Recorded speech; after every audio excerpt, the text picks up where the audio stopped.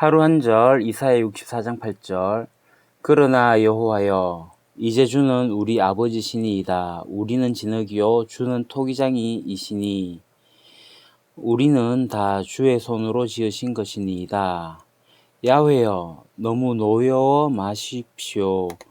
우리 죄를 영원히 기억하지는 마십시오. 굽어 살펴주십시오. 우리는 모두 당신의 백성입니다. 그러나 주님은 우리 아버지이십니다. 우리는 진흙이요 주님은 우리를 빚으신 분이십니다. 우리 모두가 주님이 손수 지으신 피조물입니다. Yet, O Lord, you are our Father. We are the clay. You are the potter.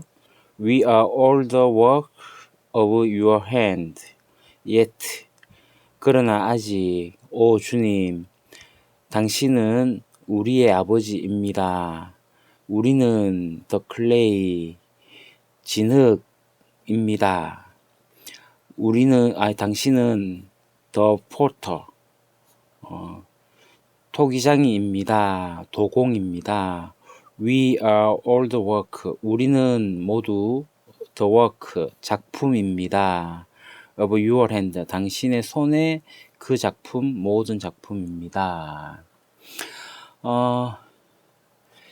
그러나로 시작을 해요.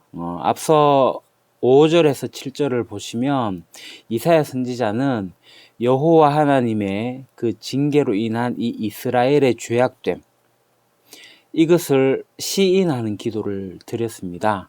그리고 이제 8절에서 12절까지 하나님께서 아버지시니까 이제 이 사랑에 의지해서 사죄의 간구를 하고 있는 거죠. 그 이스라엘 자손은 하나님 앞에서 큰 죄악을 범하였어요.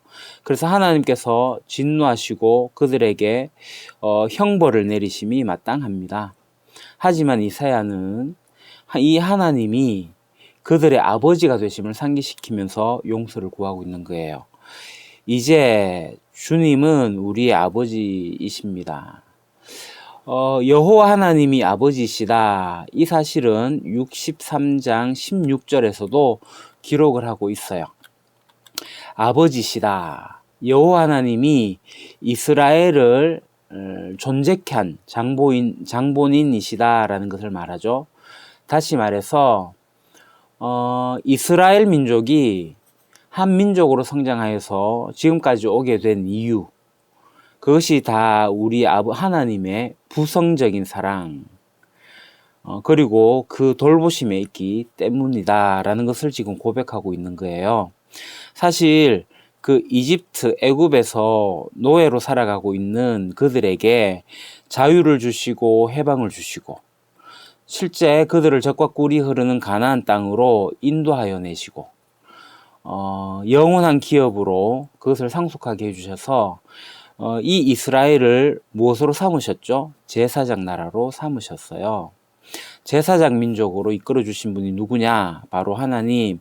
그분이 바로 우리 아버지시다. 여호와 하나님이시다는 겁니다. 그래서 이스라엘의 아버지 되신 여호와 하나님께서 이 이스라엘 자손을 완전히 버리는 일은 상상할 수조차 없습니다. 여호와 하나님께서는 이 이스라엘 자손들의 아버지로서 그들이 궁극적으로 이 하나님의 뜻 안에서 번영을 이루시도록 이끄실 것입니다. 이사야 선지자는 바로 이런 확신을 가지고 사죄의 은총을 간구하고 있는 거죠. 자, 우리는 진흙이요 주는 토기장이시다. 이 말은 다 주의 손으로 지으신 것이다. 주님의 작품이시다. The work, 모두 다 작품이다. 이 말씀, 우리는 진흙이요 주는 토기장이시다. 이 말씀은 이 이스라엘 자손이 여호와 하나님으로 인해서 조성되었다. 그래서 이 아버지시다라는 것보다 더 생생하게 조성하신 분이다, 만드신 분이다 라는 것을 생생하게 전달하고 있는 거예요. 이사야 선지자는 29장 16절 그리고 45장 9절에서도 여호와 하나님을 이 토기장이로 비유한 바가 있는데 그곳에서는 여호와 하나님의 절대 주권을 강조하고 있습니다. 또 예레미야도 이 토기장이의 비유를 하고 있는데요. 18장 2절에서 6절까지 역시 이제 절대 주권이신 하나님을 이제 강조하고 있습니다. 근데 본문에서는 이 토기장이는 하나님께서 직접 자신을 지으셨다. 주의 손으로 지으신 것이다. 이 사실을 강조하고 있는 거예요. 이 원문상으로 이 토기장이를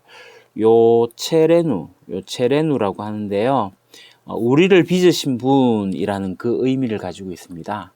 사실 하나님은 이 이스라엘을 아름답게 빚으셔서 지금까지 존재하게 하셨어요.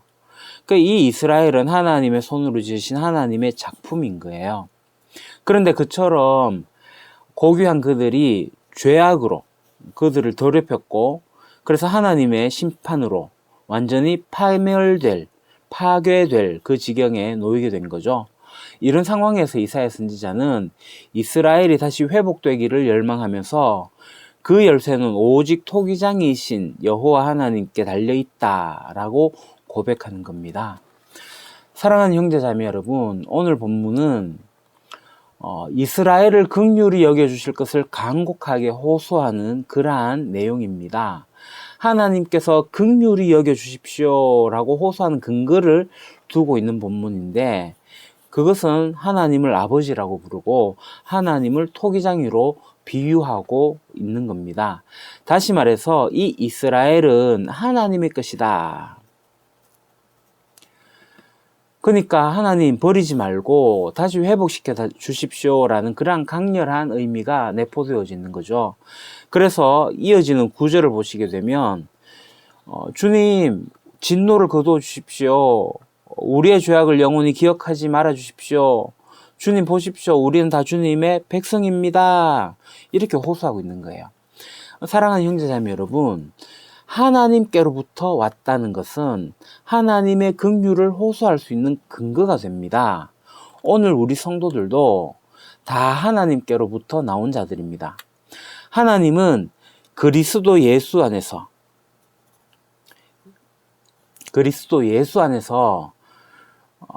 성령을 통해서 우리를 당신의 자녀로 삼아 주셨어요. 성령을 통해서 우리를 새롭게 빚으셨어요. 그러므로 비록 우리가 죄를 범하고 하나님의 징계에 처한다 할지라도 하나님의 긍휼하심을 우리가 구할 수가 있는 겁니다. 아들이 잘못하고도 아버지께 용서를 구할 수 있는 이유가 뭐죠? 그가 아버지의 아들이기 때문이에요. 마찬가지로 우리는 하나님의 자녀입니다. 그래서 하나님께 긍휼을 호소할 수가 있습니다. 그러므로 사랑하는 형제 자매 여러분, 우리가 어떠한 형편에 처하든지 하나님이 우리들의 아버지 되시고 우리들의 삶을 조성하는 토기장이 되시니 그것을 절대 잊지 마십시오. 이에 근거해서 우리가 하나님께 도우심과 은혜와 긍휼하심을 간구할 수 있습니다. 정말 우리에게 필요한 것은 뭐냐? 하나님의 은혜입니다. 하나님의 용서하심입니다. 우리 인생의 문제는 결코 우리의 노력으로 될 수가 없어요. 우리가 행하는 것은 죄뿐이란 사실이 우리를 아프게 하지만 그래도 기억할 것은, 그럼에도 불구하고 우리는 하나님의 자녀로 부르심을 받았다는 사실입니다. 그래서 우리는 하나님을 아버지라 부를 수 있음을 기억하고 하나님에게 하나님 우리를 새롭게 하소서라고 기도할 수 있는 거죠.